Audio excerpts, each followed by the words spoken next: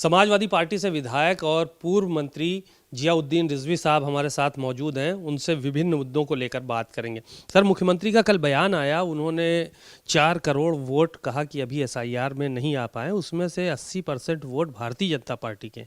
अखिलेश यादव ने भी इस पर ट्वीट किया है। तमाम चीज़ें हैं, चर्चाएं चल रही हैं। इसके बयान को, मुख्यमंत्री के बयान को कैसे देखते हैं? देखिए, भारतीय जनता पार्टी ने एसआईआर जिस उद्देश्य के लिए लाई है उसमें कामयाब नहीं हो पाई। उसकी ये मंशा थी कि एसआईआर के नाम पर एक समाज में नफरत पैदा करे और मुस्लिम वोटरों का नाम काटा जाए ज़्यादा से ज़्यादा, और ये दिखाएं कि भारत में घुसपैठिए बहुत आ गए हैं और ये बांग्लादेशी हम इनको हटा रहे हैं। मगर ऐसा उनको कहीं मिला नहीं, न तो बिहार में मिला और न उत्तर प्रदेश या किसी भी स्टेट में नहीं मिल रहे हैं। जो भी भारत का नागरिक है उसके पास सभी प्रमाण हैं।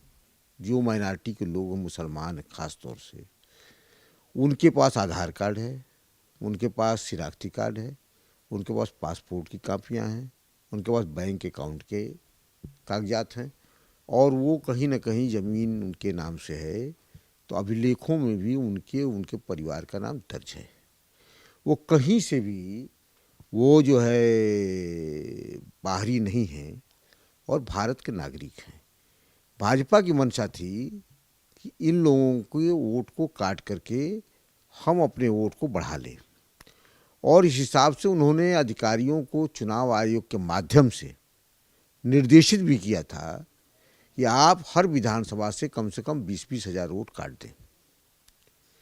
मगर इसमें वो फेल हो गई, क्योंकि हमारे माननीय अखिलेश यादव जी ने शुरू से जब एसआईआर बिहार में फेल कराया गया जल्दी जल्दी में, तो समाजवादी पार्टी, हमारे नेता अखिलेश यादव जी ने मांग किया कि अब यूपी का चुनाव नहीं है, इसकी समय सीमा 6 महीना रखा जाए। मगर इन लोगों ने भारतीय जनता पार्टी में हड़बड़ी में 1 महीने की ही समय सीमा रखी और निर्देश दिया अपने कार्यकर्ताओं को कि ज़्यादा से ज़्यादा मुसलमानों के नाम को कटवा दो। हमारे अखिलेश यादव जी ने समाजवादी पार्टी कार्यकर्ताओं को बीएलए की सूचियां मंगवा करके हर विधानसभा में सक्रिय किया कि आप लोग हर बूथ पर लगे रहो, किसी भी जिसका वोटर लिस्ट में नाम है और जो भारत का नागरिक है उसका नाम नहीं कटना चाहिए, चाहे वो पीडीए का हिस्सा कोई भी हो, कोई भी जात के लोग पीडीए के हिस्से में। और हमारे कार्यकर्ता हर पूरे प्रदेश में हर बूथ तक बीएलए बन करके गए और पूरी ईमानदारी और लगन मेहनत से एक एक बूथ पर चेक किया और उनकी मदद किया। और अल्पसंख्यक में जो भय का माहौल हमारे योगी जी और मोदी जी ने और अमित शाह ने पैदा किया था, अल्पसंख्यक सजग था और अपने सारे डॉक्यूमेंट्स को, पेपर को इकट्ठा करके उसने हर जगह मुस्तैदी से फार्म भरा है और उसको जो है ऑनलाइन भी कराया है। इसलिए इनका मिशन फेल हो गया। जब योगी जी को ये पता चला कि हमारा मिशन को, हमारे ही लोगों का नाम ज़्यादा कट गया, जो बाहरी थे, जो फर्जी नाम इन्होंने बढ़ाए थे, जो हरियाणा में थे, जो गुजरात में थे, जो महाराष्ट्र में थे, जो दिल्ली में थे, और वो लोगों का नाम कटने लगा और वही फर्जी वोटर थे हर विधानसभा में 20,000 की संख्या में।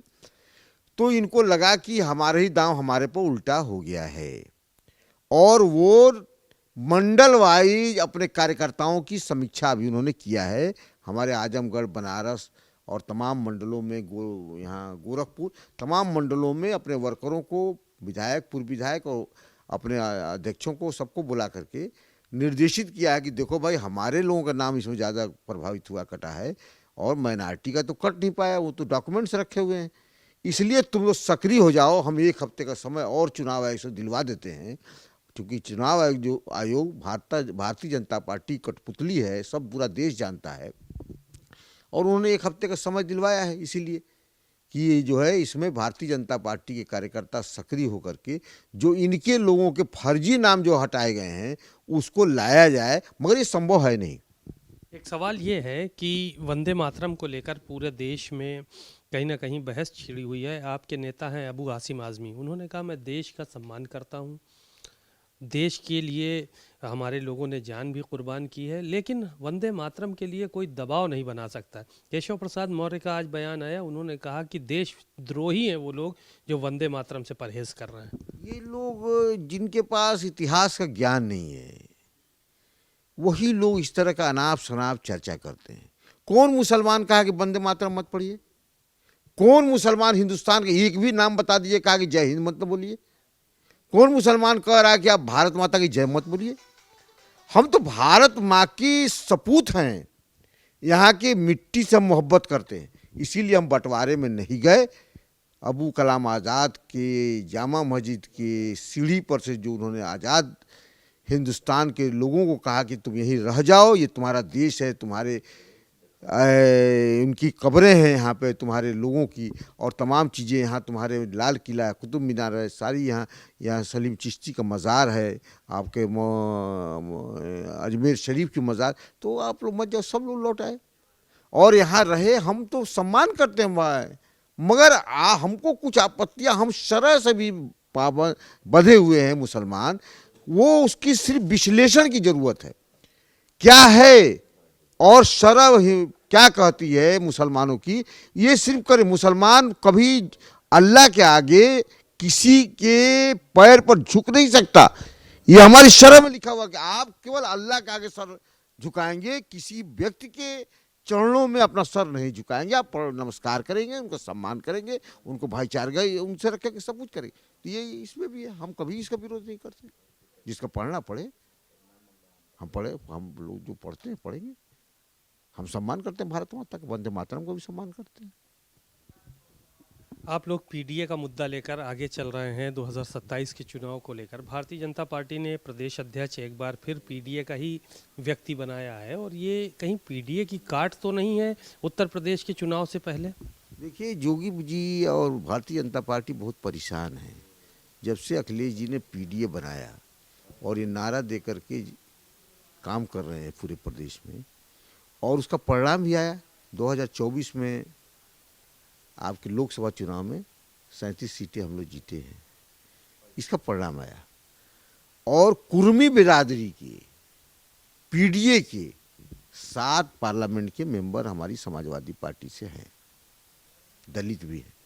यहाँ तक अयोध्या ऐसी जगह से जहाँ भारतीय जनता पार्टी ने इसको भराने की पूरी कोशिश की पूरे चुनाव में, जोगी जी, मोदी जी, शाह जी, जो भी लोग, मगर वहाँ की जनता ने नकार दिया। अब फैजाबाद मंडल की सभी सीटें समाजवादी पार्टी को पार्लियामेंट में दे दिया। तो ये तो बुरी तरह से फेल है, और ये तड़पड़ा रहे हैं कि पीडीए तो गया। अब इस बार विधानसभा 27 के चुनाव में पीडीए एकजुट है, एकजुट रहेगा, और उसके साथ दलित बहुत मजबूती के साथ समाजवादी पार्टी से जुट रहा है।